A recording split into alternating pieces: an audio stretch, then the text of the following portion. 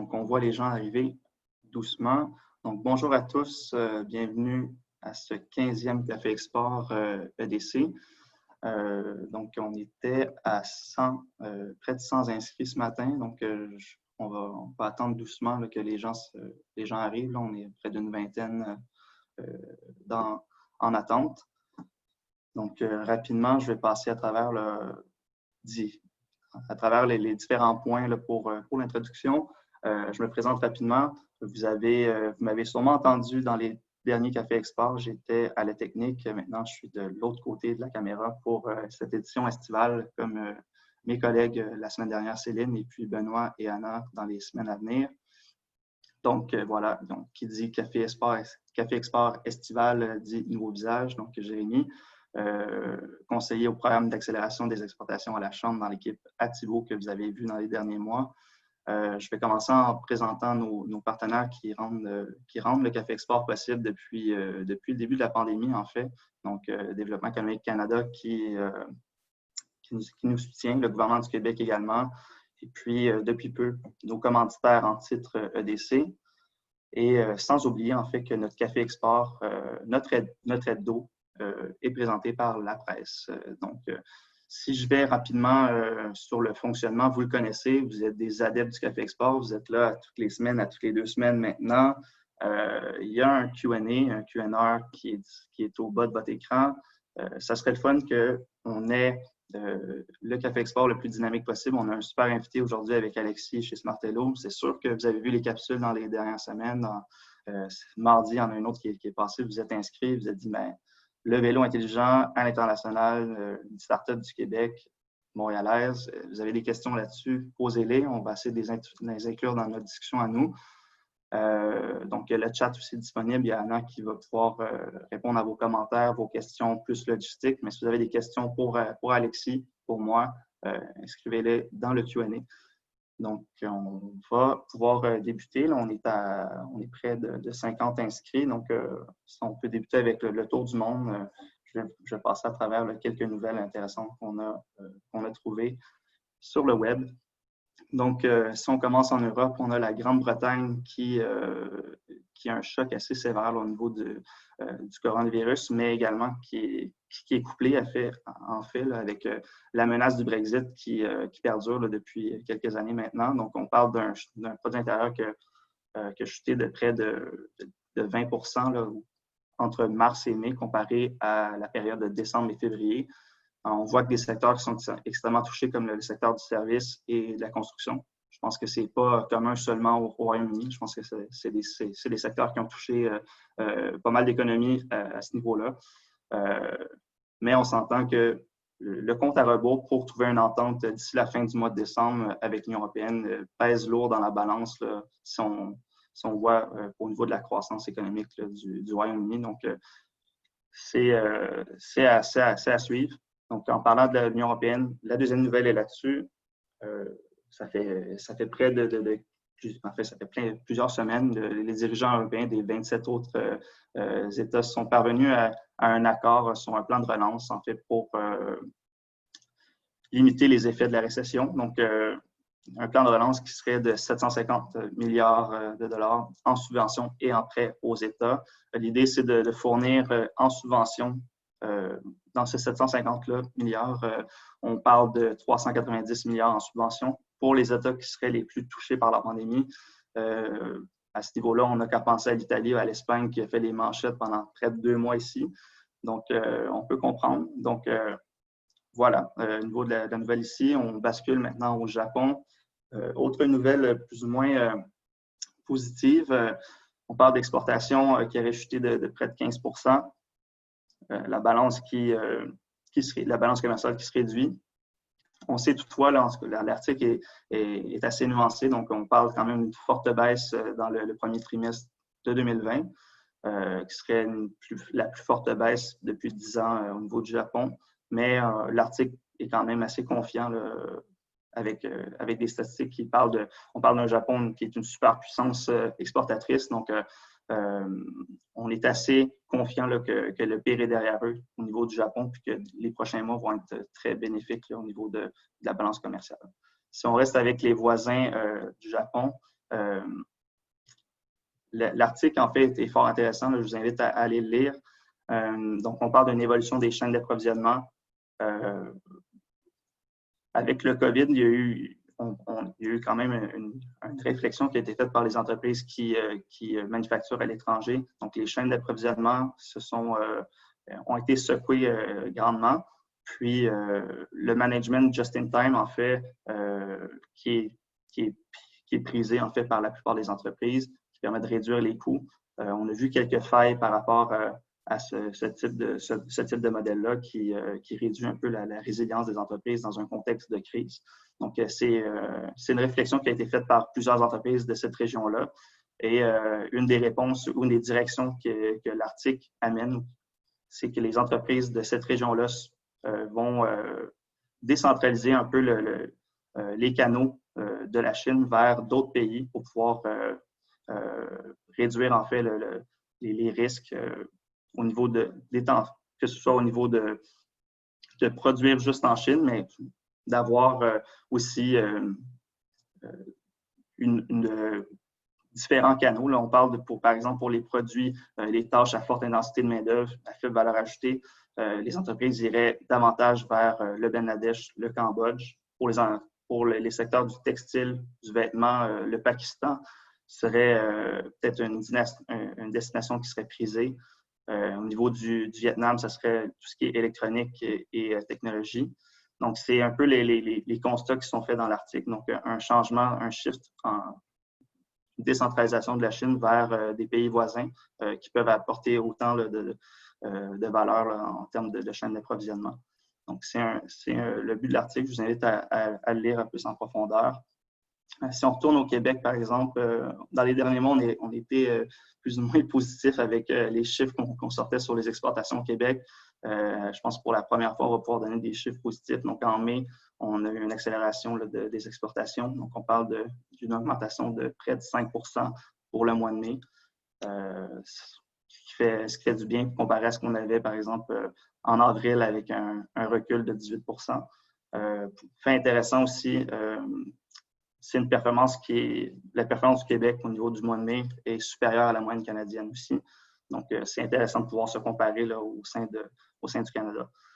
Puis, finalement, au niveau du dernier article, donc, est-ce que le pire est passé pour le commerce international? Donc, c'est un article qui présente 5 courbes qui permettent de démontrer, en fait, que, justement, le pire serait derrière nous. Donc, sans entrer dans les détails, on parle des vols commerciaux mondiaux qui transportent du fret aérien serait en augmentation. Donc, c'est une première augmentation depuis environ quelques mois, en fait. Donc, c'est quelque chose d'intéressant. Le mouvement des conteneurs, donc le transport de marchandises est en forte augmentation. Donc, c'est un autre indice intéressant. Puis, un autre fait intéressant, l'admiration des ventes de voitures. Donc, un autre signe qui permet de croire qu'on est en sortie de crise, en fait, que les gens se mettent à magasiner ou à acheter des biens plus chers, en fait, ou des biens comme des voitures. C'est un signe intéressant de prospérité là, pour une économie, pour une société. Donc, voilà pour les nouvelles du tour du monde. Si on bascule pour les autres bonnes nouvelles, on va pouvoir commencer avec les outils pour les PME. Dans le fond, je vous invite également à aller voir sur ce site-là. C'est une ressource de la Ville de Montréal. L'idée, c'est que depuis le début de la pandémie, il centralise toutes les aides, tous les programmes qui sont disponibles, que ce soit au fédéral, au provincial, au niveau de la municipalité de Montréal. Donc, on sait que dans les dernières semaines, l'entreprise a repris un peu en vigueur. Les gens en sortent un peu plus. Donc, de voir les nouvelles qui sortent ou les nouveaux programmes, les nouvelles aides, c'est peut-être un peu moins facile de les avoir à vue. Donc, c'est un bel outil, en fait, pour voir si vous avez accès, si vous profitez, en fait, de toutes les aides qui sont disponibles pour vous, autant pour l'entreprise que pour un employé. Au niveau de la vente au détail, un article intéressant de retour à des chiffres de pré-coronavirus au Québec. Les chiffres démontrent en fait que les Canadiens sortent du lockdown ou de la quarantaine forcée là, avec une demande qui est refoulée et une envie de dépenser. C'est bon pour les entreprises qui sont à l'écoute. C'est pas nécessairement les Canadiens. L'article est seulement sur le Canada, en fait, mais on peut quand même extendre, en fait, cette vision-là à plusieurs autres pays. Donc, il y a une envie de dépenser chez les consommateurs. On parle de recettes qui auraient augmenté de 19 % en mai, puis on parle de 25 % au mois de juin. Donc, c'est un élan de croissance intéressant au niveau de la vente au détail. Ça va faire du bien aux entreprises qui réouvrent. Le seul bémol à niveau de cette nouvelle-là, c'est de voir si cette croissance-là va se soutenir avec une fin éventuelle des aides gouvernementales qui sont soit pour les familles, les ménages et pour les entreprises. Donc, est-ce qu'on va pouvoir soutenir cette croissance-là de dépenser malgré un arrêt éventuel là, de ces aides-là pour que ce soit des aides gouvernementales, fédérales ou provinciales? Article intéressant pour les entreprises dans le secteur agroalimentaire. On a un soutien financier, un site qui met en place tous les soutiens financiers pour les producteurs et les transformateurs d'aliments. Donc, je vous invite à aller voir le site. C'est extrêmement bien fait. Tous les programmes et les aides disponibles sont bien listés, sont bien décrits. Donc, je vous invite à aller voir, à faire un tour. Si on va dans les bonnes nouvelles au niveau des entreprises, on a l'entreprise montréalaise Manarino qui a fait les manchettes. On lisait la presse cette semaine. Donc, c'est une entreprise de plus de 20 ans là, dans le système informatique. C'est des services d'ingénierie de systèmes critiques, des logiciels et des matériels électroniques. Là, je ne peux pas vraiment m'étendre sur le sujet, mais en fait, ils présentent des systèmes critiques pour le secteur de l'aéronautique. Et puis, ils auraient travaillé sur un système ou un nouveau produit, un nouveau service qui permettrait de réduire les coûts de 20 %, de 50 % en fait des produits qui sont en ce moment sur le marché. Donc, ils ont présenté leurs produits dans un salon virtuel dans les dernières semaines, puis ça a fait un tabac. Donc, on voulait le présenter en fait parce que c'est intéressant là, qu'on a de l'innovation d'ici qui rayonne à l'international. Donc, un beau bravo ici. Sinon, au niveau de Scale AI, on a un investissement de 29 millions de dollars. 3 zéros de trop. Donc, pour accélérer la transition vers l'intelligence artificielle. Donc, là-dedans, dans le 29 millions, il y a 16 millions qui est investi, vous me corrigerez, là, directement par Scale AI sur 5 projets. Un des projets là-dedans qui est intéressant pour les exportateurs, c'est un projet avec l'administration portuaire de Montréal. Donc, l'idée, c'est d'investir de l'argent en intelligence artificielle chez eux pour trouver un outil d'optimisation de la logistique portuaire. Donc, peut-être réduire les coûts, augmenter l'efficacité pour les exportateurs. C'est aussi un beau clin d'œil, je pense, pour la plupart des entreprises. L'idée, c'est que on a la Supergrappe, on a le gouvernement du Québec, on a Investissement Québec qui investissent grandement dans le manufacturier 4.0. C'est juste un autre exemple, encore une fois, là, que c'est le virage à faire qui s'en vient et qui doit être débuté par la plupart des entreprises des PME. Donc, autre bonne nouvelle. Et finalement, un peu plus légère, la plateforme, la salle virtuelle Youp qui a été présentée. Là, moi, en tout cas, je l'ai entendu parler la première fois, tout le monde en parle durant la pandémie. Donc, une salle virtuelle qui permet d'avoir des artistes qui présentent soit un spectacle de musique, un spectacle d'humour, puis de chaque côté de la scène des grands écrans qui permettent de voir les gens de leur chez eux, un peu comme un Zoom ou qu'on pourrait faire. Là. Donc, c'est une plateforme qui a gagné en intérêt à l'international. Donc, ils pensent ouvrir des bureaux, en fait, ou s'installer dans 4 lieux internationaux, donc 3 aux États-Unis, donc à Los Angeles, New York et Nashville. Et il y a également une vision pour le Royaume-Uni en travaillant en collaboration avec Solotech. Donc, c'est un peu les bonnes nouvelles qu'on avait de notre côté cette semaine. Donc, je ne sais pas s'il y a des questions. J'en vois pas de mon côté. On a Anna à la régie ce matin, donc je ne vois pas de questions. Donc, moi non plus. Bonjour. Borana. Donc, je pense qu'on pourra juste basculer avec... En fait, je dirais juste, tu peux peut-être juste rappeler que en fait, le webinaire va être disponible après sur notre site. Exactement. Le webinaire va être disponible évidemment sur notre chaîne YouTube, mais également sur le site web de la Chambre dès demain. Donc, si on peut intégrer Alexis à la discussion, on va pouvoir débuter ça ensemble.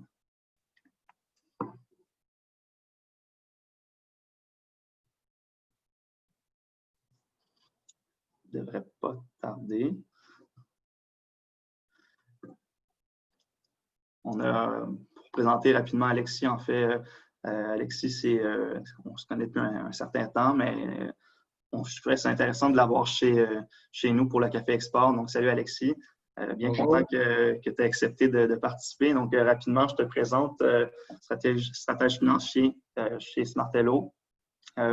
Smartello, je vais t'inviter à me corriger par la suite. Je vais te présenter l'entreprise, comment moi je la vois rapidement, puis je vais avoir ta vision là-dessus. En fait, moi, ce que je vois de Smartello, c'est une entreprise qui présente une technologie qui se greffe à un vélo qui se dit normal, en fait, qui le rend d'une certaine façon intelligent, une technologie qui se connecte à son téléphone, qui a plusieurs applications qui en ressortent, que ce soit pour la lumière, le GPS, un système anti-vol, un calcul pour de l'entraînement éventuellement. Donc, c'est un peu la vision de la bébite que vous avez, la technologie que vous avez qui s'installe sur le vélo. Donc, comment tu résumerais qui vous êtes de ton côté? On est une compagnie de développement technologique et de design, mais tu as fait une très bonne description du produit. Mais nous, dans le fond, l'idée avec Smartello, c'est d'inciter les gens à faire plus de vélo, puis d'emmener le vélo au 21e siècle. Donc, des produits technologiques pour, par exemple, les voitures, pour d'autres moyens de transport, il y en a beaucoup. Dans le vélo, c'est comme si on était resté un peu comme dans le siècle passé. Donc, nous, notre idée, c'est vraiment d'améliorer la pratique du vélo par la technologie. Donc, comme tu disais, avec la navigation, un système anti-vol, comme dans les derniers temps, on voit beaucoup d'augmentation de vol de vélo un peu partout dans le monde. Donc, on pense quand même qu'on a une solution qui est justement adaptée aux nouvelles réalités, même si ce n'est pas une réalité qui est si nouvelle que ça. Donc, aussi l'assistant personnel, la lumière avant, puis, comme tu disais, le suivi des métriques de fitness. Donc, c'est pas mal ça qu'on fait, ouais. Cool. Fait que, dans le fond, ça a un peu parlé de votre mission en tant que telle, là, je trouve. Là, mais ma deuxième question, c'était comment vous êtes né, en fait. Vous vouliez répondre à ce besoin-là directement. Là, en fait, nous, on est né, dans le fond, sur Kickstarter, donc la plateforme de sociofinancement. C'est vraiment, sans cette plateforme-là, la compagnie n'existerait probablement pas aujourd'hui. C'est une plateforme, dans le fond, peut-être juste pour expliquer un peu, qui permet de présenter un projet avant qu'il soit complètement terminé. Puis, dans le fond, les gens vont précommander le produit. Donc, nous, ce que ça nous a permis de faire pour la première version du produit, c'est d'aller chercher 500 000 $ de prévente pour pouvoir continuer le développement, financer la production. Donc, c'est vraiment un bel outil de financement pour les entreprises. C'est pas nécessairement facile non plus de faire des campagnes de sociofinancement avec succès. Il y a beaucoup de campagnes qui sont quand même un petit peu qui vont un peu moins bien. Puis, une fois que tu as levé l'argent, ça ne veut pas dire non plus que tu vas être capable de livrer ton produit. On voit beaucoup de retard souvent, c'est quand même assez commun. Mais nous, donc, dans le fond, pour la première campagne de sociofinancement qu'on a fait en 2015, on est allé chercher 500 000 $ de prévente. Puis l'été dernier, on a fait une autre campagne de sociofinancement, encore une fois sur Kickstarter, pour Smartello 2. Puis là, on est allé chercher 2 millions. Donc là, on a vraiment monté, on a vraiment un peu mis la barre un peu plus haute. Là. Fait que là, on a un petit peu peur d'en faire une troisième parce que ça va être un petit peu plus difficile de faire mieux. Mais dans tous les cas, il y a vraiment eu une belle réception. Puis nous, c'est vraiment comme ça qu'on voit la façon de croître la compagnie, c'est vraiment par le biais du sociofinancement, d'aller chercher, dans le fond, de montrer les projets qu'on développe, puis de voir si, s'il y a de l'attraction, il y a un intérêt des consommateurs. Puis c'est vraiment un beau laboratoire aussi. Là. C'est beaucoup des adopteurs précoces qui sont sur ces plateformes-là, donc qui vont soutenir les projets. Donc, c'est vraiment des gens que si justement tu un produit qui est pas vraiment intéressant, mais tu vas le savoir assez rapidement. Effectivement. Mais je pense que ça part de là, en fait, de présent. Tu veux créer un nouveau produit, est-ce que ça répond à un besoin? Tu as une traction? Tu veux savoir 500 000, après ça, tu as 2 millions sur un produit amélioré. Je pense que c'est le meilleur exemple, en fait. Avant de basculer dans le vif du sujet international, on ne peut pas passer à côté de la COVID. Ouais. J'avais en tête ma copine que pendant les derniers mois, elle a essayé de s'acheter un vélo sur Kijiji. Ça l'a pris près de 10 à 14 jours pour avoir un achat possible parce qu'à chaque fois qu'elle cliquait, elle demandait est-ce que je peux l'acheter? Non, il est déjà vendu. Vous êtes dans le secteur du vélo. Comment ça s'est traduit, cet appétit pour le vélo, cette nouvelle, ça l'a explosé en fait. Là. Les gens sont mis à acheter des vélos. Est-ce que ça s'est traduit chez vous dans vos ventes, autant locales ou à l'international? Définitivement. Vraiment, là, tu sais, on se cachera pas qu'au début de la pandémie, donc au début du mois de mars, c'était très tranquille en termes de prévente. Puis je pense que c'était un peu le cas pour tout le monde. Tout le monde regardait un petit peu comment la pandémie allait évoluer, faisait un petit peu plus attention à leur argent. Puis ensuite, j'ai l'impression qu'il y a eu un peu pas juste l'impression, il y a eu une vague d'achats en ligne un peu pour tout le monde. Puis nous aussi, ça s'est définitivement traduit par plus de prévente. Là, par exemple, quand la pandémie est arrivée, on faisait des scénarios de cash flow qui étaient un petit peu, qui étaient très, très pessimistes. Puis finalement, on se rendait compte que on faisait 4 fois le chiffre d'affaires qu'on s'attendait à faire. Donc, c'est vraiment encourageant, c'est vraiment le fun. Je pense que en tant que compagnie, on s'en tire très bien dans la situation actuelle. C'est vraiment pas facile pour tout le monde. Déjà, il y a des compagnies qui doivent faire des mises à pied. Nous, on n'a pas eu besoin de faire ça grâce aux mesures gouvernementales, définitivement. Mais juste de pouvoir avoir regardé l'équipe au complet, pour nous, c'est vraiment déjà, c'est déjà comme on se considère déjà vraiment chanceux. Clairement. Ouais. C'est le fun à entendre. Si on bascule au niveau de l'international, par exemple, sur votre site web, en tout cas, vous dites que vous vendez sur plusieurs continents déjà. Est-ce qu'il y a sur quelle piste cyclable on peut vous retrouver à l'international, par exemple? Est-ce qu'il y a un marché qui est plus d'importance ou c'est très global? Donc, notre marché est vraiment à l'international. La plateforme, juste pour revenir sur Kickstarter, c'est une plateforme qui permet aussi d'atteindre des gens de partout dans le monde. Mais je dirais que nos marchés privilégiés principaux, c'est les États-Unis, l'Europe, notamment l'Allemagne, l'Angleterre, la France, puis le Canada. Donc, ça, c'est vraiment le top 5. Après ça, il y a d'autres pays d'Europe aussi qui ont quand même un intérêt. Mais c'est vraiment là que nos efforts de commercialisation puis nos ventes sont concentrés. On n'est pas en Asie pour des raisons de certification, pour des raisons aussi de traduction. C'est aussi une autre façon de faire les affaires. Donc, pour l'instant, on se concentre vraiment sur l'Europe et l'Amérique du Nord, ce qui est 2 terrains de jeu assez grands de toute manière. On est quand même une petite équipe au final. Donc, c'est vraiment aux États-Unis et en Allemagne que le gros de nos ventes se font. OK. Puis, là, vous avez comme à peu près 5 marchés, là, de ce que je comprends, qui sont peut-être plus prioritaires que d'autres. Est-ce qu'il y a une approche qui est différente par marché? Par exemple, est-ce qu'aux États-Unis, vous avez une vision différente que l'Europe ou c'est un peu la même recette? Là? Je dirais que c'est pas mal la même recette qui est basée sur vraiment une simplification, une simplification de nos ventes en ligne. Vraiment, on centralise nos inventaires dans des endroits spécifiques aux États-Unis et en Europe. Puis toutes nos ventes partent des mêmes inventaires. Donc, on utilise un peu la même stratégie là. Puis c'est dans le fond, c'est Amazon qui permet de faire ça.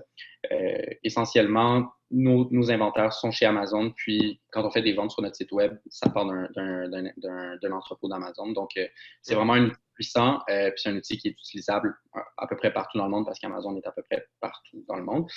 Donc, nous, c'est vraiment là-dessus en ce moment qu'on se concentre. Après ça, d'un point de vue de distribution, c'est sûr que les stratégies sont un peu différentes entre les États-Unis puis l'Europe. Mais par contre, pour cette année, on n'a pas assez d'inventaire pour se lancer vraiment dans la distribution sérieusement. On en a fait beaucoup avec le premier produit, avec un succès parfois bon, parfois moins bons. Je pense qu'on fait tous des erreurs sur les premiers, nos premiers pas dans le fond en distribution. Donc, il y a eu des très bons coups comme Apple. Je pense qu'on va en parler un petit peu plus tard. Mais donc, c'est ça. Pour l'instant, on se concentre vraiment sur de la vente en ligne. Puis ça marche assez bien. Puis ça nous permet vraiment de contrôler tout le funnel d'acquisition, là, si je peux dire. Puis aussi de vraiment contrôler les prix, contrôler les promotions le plus possible. Puis, comme je disais, avec un inventaire limité, je pense que c'est la meilleure stratégie pour l'instant. OK. Puis, tu l'as mentionné, là, vous travaillez avec Amazon beaucoup. Vous semblez maîtriser l'univers web, en tout cas, de ce que je comprends, de ce que je vois de vous. Vous vendez sur votre propre site web, vous vendez également sur la bête qui est Amazon. Comment vous conjuguez les deux? Est-ce qu'il y a des bénéfices que vous voyez à vendre directement sur Amazon? Est-ce que vous réussissez à générer des leads sur votre site web? Comment ça fonctionne un peu votre approche de vendre directement sur votre site web, mais de vendre aussi sur Amazon en même temps? Ben donc, on a comme pas le choix de vendre sur Amazon parce qu'on utilise leur service logistique au final. Donc, j'imagine que c'est un moindre mal. Moi, je trouve que c'est quand même un outil très puissant pour une petite compagnie. Ça te permet vraiment d'atteindre une masse critique de gens. Dans le fond, le prix, c'est quand même nous qui le contrôlons sur Amazon aussi. Donc, on est capable vraiment de contrôler le prix, le message. C'est sûr qu'on préfère que c'est plus simple pour nous de vendre sur le site web parce qu'on a plus de moyens d'expliquer bien le produit. Comme un produit qui, à la base, nécessite un petit peu d'explication, ça fait plusieurs choses. Donc, d'avoir le support d'un site web pour bien expliquer le produit, c'est définitivement quelque chose qui est important. Mais Amazon, ça fonctionne quand même aussi. C'est pas nécessairement si gourmand que ça sur les marges de profit qu'ils vont aller chercher. Donc, de ce côté-là, je pense que c'est vraiment un bon outil. Puis aussi, juste pour ce que ça nous permet de faire d'un point de vue logistique, ça vaut la peine vraiment. Puis voyez-vous une différence dans l'approche ou au niveau des marges ou dans le travail que vous faites, par exemple, avec Amazon Europe ou Amazon aux États-Unis? Est-ce que vous voyez des différences à ce niveau-là? Oui.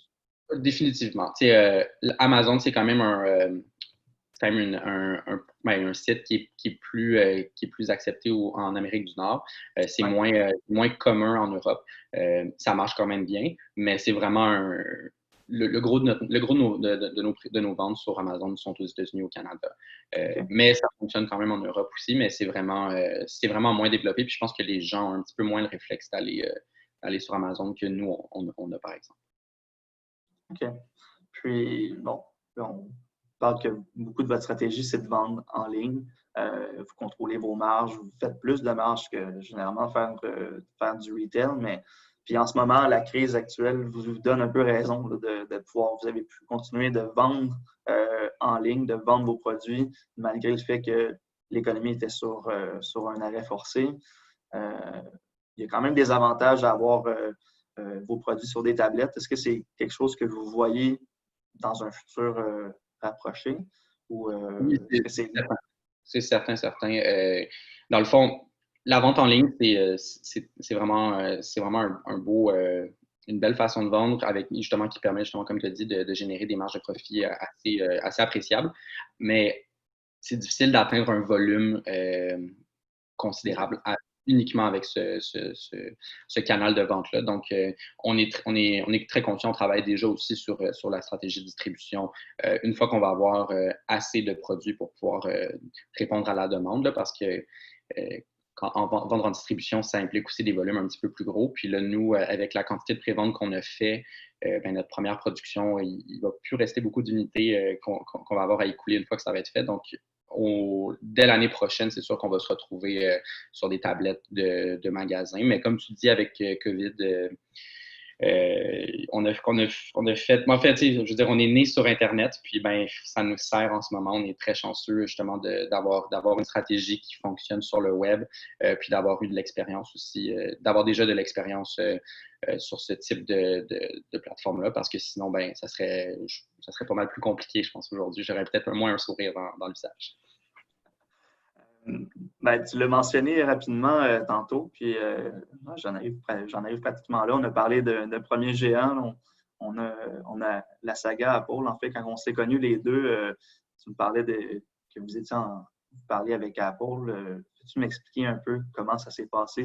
Comment on reçoit un courriel ou comment on envoie un courriel chez Apple? Puis comment ça se passe, en fait, de discuter avec eux? Peux-tu expliquer un peu pour les gens le contexte un peu de cette situation-là? Oui, en fait, c'est définitivement nous qui les ont approchés. Au contraire, là, on va être honnête. Mais donc, il y a vraiment eu un intérêt de leur part de vendre le produit en magasin et en ligne. Apple cherchait à l'époque à un peu diversifier leur offre de vente avec des produits qui n'étaient pas sous leur marque. Donc, nous, on est un peu rentré là-dedans. Dans le vélo, il y avait une autre compagnie aussi qui s'appelle Lumos, qui font des casques intelligents qui ont fait un peu la même chose que nous.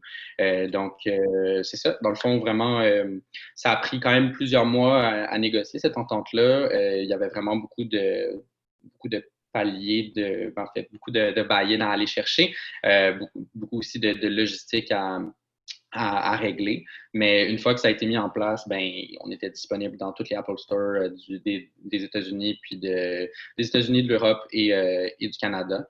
Donc, c'est quand même 500 magasins dans lesquels on était disponible avec vraiment, c'est vraiment c'est vraiment une belle reconnaissance c'est vraiment de la compagnie de design de technologie. Donc, d'avoir ce saut d'approbation-là, c'est sûr que ça nous a aidé pour plein d'autres choses par la suite. Juste pour, par exemple, tu discutes avec des potentiels distributeurs, avec des potentiels clients, puis ils savent que tu es chez Apple, ben, c'est sûr que ça te donne un peu un petit... Oui, exactement. Une visibilité puis un aspect positif à ta marque sans qu'ils la connaissent déjà. Donc, ça nous a vraiment servi pendant longtemps. Là, en ce moment, on vient juste de terminer de vendre le Smart Elo 1 chez Apple, mais c'est sûr qu'on regarde pour Smart Elo 2 d'y retourner. Mais encore une fois qu'on va avoir un stock qui est acceptable, parce que c'est ça. Bien, c'est ça. Dans le fond, 500 magasins à travers les États-Unis, vous avez des enjeux de production, de ce que je comprends. Comment ça s'est passé pour les 500 magasins? Vous aviez assez de stock pour soutenir Oui. Pour le premier. Pour le premier, on avait assez de stock. On avait vraiment... dans le fond, quand on a commencé à vendre chez Apple, on avait quand même déjà une ou deux batchs de production derrière la cravate. Donc, on avait plus de problème d'approvisionnement. Pour Smart Elo 2, là, c'est qu'on est en train de finaliser la première production. Puis, c'est sûr qu'avec COVID, il y a quand même quelques enjeux supplémentaires qu'on n'avait peut-être pas pensé au moment de faire la campagne de sociofinancement l'année dernière. Donc, pour ces raisons-là, on fait un petit peu plus attention avec notre stratégie de distribution, puis on garde, si je peux dire, on garde les pistes, on garde les leads chauds, mais on essaie vraiment de les faire patienter un petit peu cette année. OK. Ben, on en a parlé, ça coule bien parce que, dans le fond, on en a parlé ensemble un peu avant, là, mais vous manufacturez vos produits dans des usines en Chine. Là, vous avez des enjeux de production. Comment ça s'est fait, en fait, de produire en Chine? Est-ce qu'il y a des anecdotes qui en sortent? Comment ça s'est déroulé en commençant? Puis comment ça va maintenant?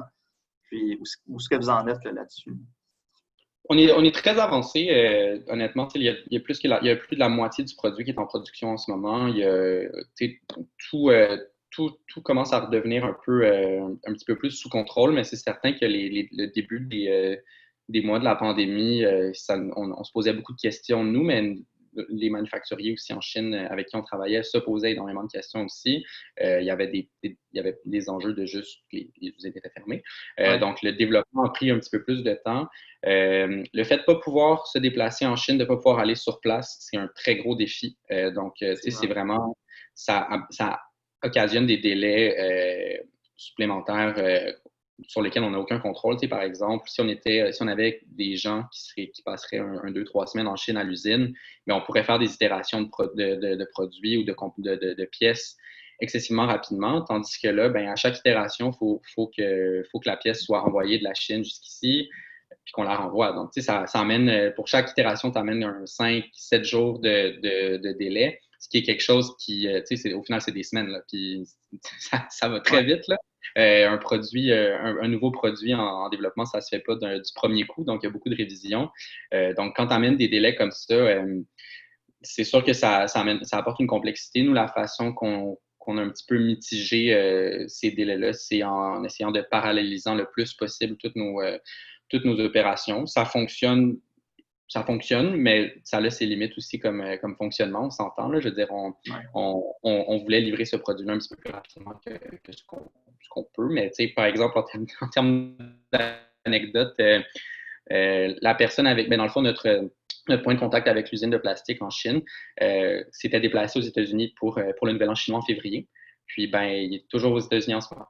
Il ne peut pas retourner en Chine. Fait que, nous, on doit travailler avec quelqu'un qui est supposé être à l'usine, mais qu'en ce moment, il est aux États-Unis, qui doit coordonner avec son usine en Chine. Oui, les technologies de communication ont évolué, mais c'est jamais la même chose qu'être sur place. Donc, c'est sûr que ça amène des assez bons défis. Puis même pour lui, je veux dire, il était supposé de revenir, par exemple, je sais pas, là, au début du mois de mars, puis on est rendu au mois de juillet, puis il est encore coincé aux États-Unis. Ça chamboule les vies de beaucoup de gens, au final. Là, clairement. Très bonne anecdote niveau manufacturier en Chine. Est-ce qu'il y a, dans ce que vous avez appris ou dans ce que vous faites en ce moment, est-ce que vous avez des conseils à donner à des entreprises qui pensent, par exemple, outshorer une partie de leur entreprise en Chine, manufacturer en Chine? Est-ce que vous avez des points, par exemple, en tête? Définitivement travailler avec un tiers qui est sur place juste pour par exemple en ce moment si nous on travaillait pas avec un tiers sur place on n'aurait aucune on serait juste pas en Chine du tout, on aurait beaucoup plus de difficultés à avoir à être coordonné avec les usines, puis aussi il y a quand même une barrière de langue là, je veux dire ça prend des gens qui sont capables de parler mandarin. Donc, nous, on parle anglais, là, mais donc, avoir des personnes qui sont capables de parler vraiment avec les usines, ça aide beaucoup parce que, par exemple, nous, en tout cas d'expérience, il y a une personne qui parle anglais avec les usines qu'on travaille. Donc, c'est bien important. Puis justement, le tiers aussi permet de faire un peu d'assurance qualité. Parce que dans le fond, les premières versions du produit que tu reçois, c'est pas nécessairement ce que tu pensais que ça allait être. Des fois, c'est un petit peu moins satisfaisant. Là. Donc, ça prend quand même, c'est ça. Ça serait vraiment mon conseil principal, c'est d'avoir des yeux et des mains qui sont directement en Chine. Là. OK. Mais, par exemple, est-ce que vous avez, on parle d'enjeux des fois qui peuvent arriver, là. Est-ce que vous avez eu des enjeux de contrefaçon, par exemple, ou c'est pas arrivé du tout? Pas encore. Nous, vu que nous, on est un produit qui est connecté, qui dans le fond, qui a une composante électronique, qui a une composante applicative aussi, c'est un produit qui est quand même difficile à copier, versus, par exemple, si je faisais quelque chose qui était juste, je sais pas, là, une souris d'ordinateur ou même juste comme quelque chose qui n'a pas de composante électronique où tu as juste à faire des moules de plastique, puis tu peux faire des copies. Nous, il y a quand même, même si tu copiais toute la recette excusez-moi, du produit physique, il faut quand même que tu répliques la recette de l'application aussi. Donc, ça amène les gens quand même à y penser à deux fois, je pense, avant de nous copier. On a quand même déjà eu des copies, là, je veux dire, ça existe, là, mais avec des succès que, en fait, je qualifierais pas ça de succès. Là, donc, c'est des tentatives de nous copier qui ont un peu échoué au final. Donc, c'est sûr après ça que on a des brevets, on a des trade secrets aussi, donc on se protège le mieux qu'on peut d'un point de vue légal. Mais la nature de notre produit fait également en sorte que c'est un produit difficile à copier. OK, bonne réponse. J'en profite pour prendre une question du public là, qui est un peu dans l'air de la conversation. On a Roberta qui pose une question sur est-ce que vous envisagez effectuer une partie de vos manufactures au Québec avec un mouvement de reshoring qui existe, là, le panier bleu. En fait, il y a plusieurs initiatives, en tout cas du gouvernement, qui veulent qui incite les entreprises, en tout cas, à minimiser le risque en ayant un approvisionnement, par exemple, qui peut être en Chine, mais avoir quand même un certain backup plan à proximité, que ce soit au Québec, au Canada. Donc, est-ce que c'est quelque chose que vous envisagez de votre côté ou c'est pas pour l'instant? C'est quelque chose qu'on envisage. On a une partie des composants qui sont fabriqués au Québec encore. Par contre, il y a un enjeu de taille d'équipe et d'efforts requis pour faire une deuxième chaîne de production. Ça prend quand même des moyens pour faire dans le fond, pour avoir un backup de supply chain. Puis, c'est sûr que dans un monde idéal, on aurait un backup au Québec. Mais en ce moment, on doit déjà s'assurer que notre première chaîne de production soit fonctionnelle. Ouais. Puis une fois que ça va être fait, ben, c'est sûr on regarde quand même toujours pour produire le plus localement possible. Mais nous, si je peux dire, l'opinion de la compagnie sur les emplois qu'on crée, c'est qu'on essaie de créer les emplois de développement. Vraiment tous les emplois plus créatifs de développement ici. On trouve que c'est ça qui est le plus intéressant en termes d'emploi. Mais ensuite, c'est sûr que si l'occasion se présente de fabriquer le produit ici dans le fond, avec des coûts qui sont raisonnables, c'est sûr qu'on serait intéressé. OK. Ben, avant de basculer vers la dernière partie de la discussion, il y a également Anne qui pose une question sur la compatibilité de vos produits, de votre produit, de Smartello avec des applications comme Strava, Fitbit, Garmin. Oui. Est-ce que vous considérez que ces entreprises-là ou ces produits-là comme des concurrents ou des partenaires potentiels? C'est la question. Eh bien, ça dépend desquelles dans celles que tu as nommées. Tu sais, par exemple, avec Strava, avec Strava, on est déjà compatible. Donc, par exemple, dans le fond, tu peux envoyer tes trajets, les trajets que tu fais avec Smartello directement sur Strava automatiquement ou pas. Garmin, c'est sûr qu'on est c'est un peu un compétiteur, c'est certain, on ne se le cachera pas. Mais ils sont quand même dans un volet cycliste un peu plus axé sur la performance que ce que nous, on fait. T'sais, nous, on est plus on fait des produits connectés pour vélo pour le cycliste urbain. C'est sûr que le produit peut servir pour des cas d'utilisation, par exemple, pour aller faire de la randonnée ou de la route un petit peu à l'extérieur de Montréal, par exemple. Mais c'est sûr qu'on n'offre pas on n'a pas une offre de produits aussi adaptée aux cyclistes de performance que Garmin aurait. Puis c'est normal aussi, c'est pas ça qu'on veut. C'est pas nécessairement ça qu'on est non plus dans la compagnie. On est tous des cyclistes, mais on est des cyclistes qui font beaucoup du cyclisme urbain. Donc, c'est ça, ouais. OK. Je basculerai vers la dernière partie de la discussion, là, vers le développement d'affaires à l'étranger. Comment vous le voyez, vous autres, dans les prochains mois, en fait? Comment vous procédiez avant, par exemple, des trade shows, des conférences, de ce que je comprenais, c'est un peu votre vision avant. Est-ce que c'est toujours ça? Comment vous voyez, par exemple, les salons virtuels? Donc, un peu tout ça. Là. Donc, c'est quoi ta vision là-dessus? Ouais. Ben, premièrement, notre stratégie a définitivement beaucoup changé. Avant, justement, comme tu disais, c'était d'aller dans des trade shows, aller directement rencontrer les gens. C'était beaucoup en Europe. Donc, aller prendre un avion, aller en Europe, rencontrer les gens avec le produit. Définitivement, maintenant, c'est plus possible. Donc, il a fallu s'adapter. Là, au final, je veux dire, c'est pas sorcier. Là. C'est des rencontres virtuelles, envoyer des produits, puis essayer d'avoir un produit qui est le plus facile à utiliser dès l'ouverture possible, parce que maintenant, on peut plus être à côté de la personne quand par exemple, elle découvre le produit. Donc, ça, c'est quand même un enjeu qui est compliqué. Puis, il ne faut pas se cacher non plus que l'appétit pour de l'innovation chez certaines compagnies est un peu moins grand qu'il l'était avant la pandémie. Là. Je pense qu'il y a beaucoup de compagnies qui sont un peu en train de s'assurer que ils vont être capables de passer à travers, puis ils ne regardent pas nécessairement à innover grandement. Donc, c'est sûr que ça, c'est un défi supplémentaire.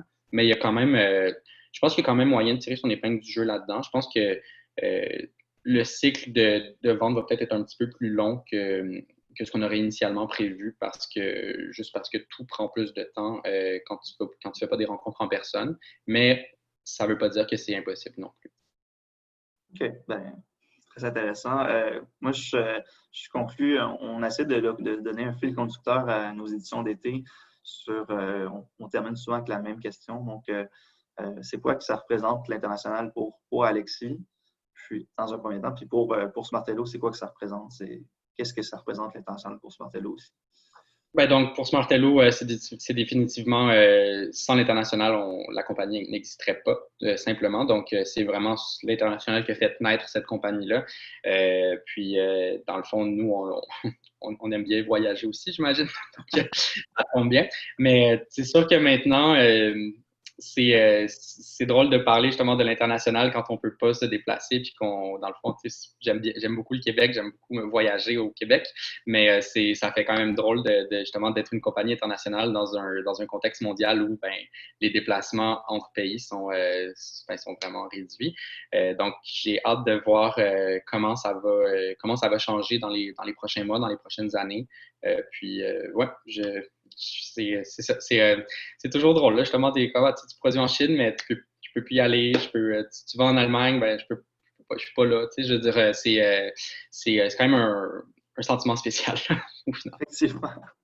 Je pense que ça conclut bien. Je pense la discussion, le webinaire, je pense qu'il me reste juste à te remercier d'avoir pris du temps ce matin avec nous. Puis, merci à vous pour l'invitation. Ça fait plaisir. Donc, je pense qu'on va laisser Anna, la régie, te laisser quitter. Puis, je vais terminer avec la petite conclusion qu'on a à faire de notre côté. Donc, encore une fois, merci tout le monde d'avoir été présent. On sait que c'est les vacances de la construction, mais vous êtes quand même nombreux ce matin à être présents. Donc, je termine seulement en vous disant qu'on peut revisionner les cafés export sur notre chaîne YouTube de la Chambre. Sur le site web de la Chambre, c'est également disponible. Donc, tous les cafés export, on est rendu à 15 avec celui d'aujourd'hui. Celui d'aujourd'hui va être disponible demain sur notre site web. Donc, si vous avez des collègues que ça peut intéresser, des amis, par exemple, qui sont dans le vélo urbain, qui veulent entendre une discussion sur l'entreprise Smartello, c'est disponible. Ensuite de ça, j'en profite simplement pour vous mentionner que que le programme d'accélération au commerce international, donc ce qu'on fait d'habitude dans la vie, un programme qui aide les entreprises à exporter va se relancer dès l'automne.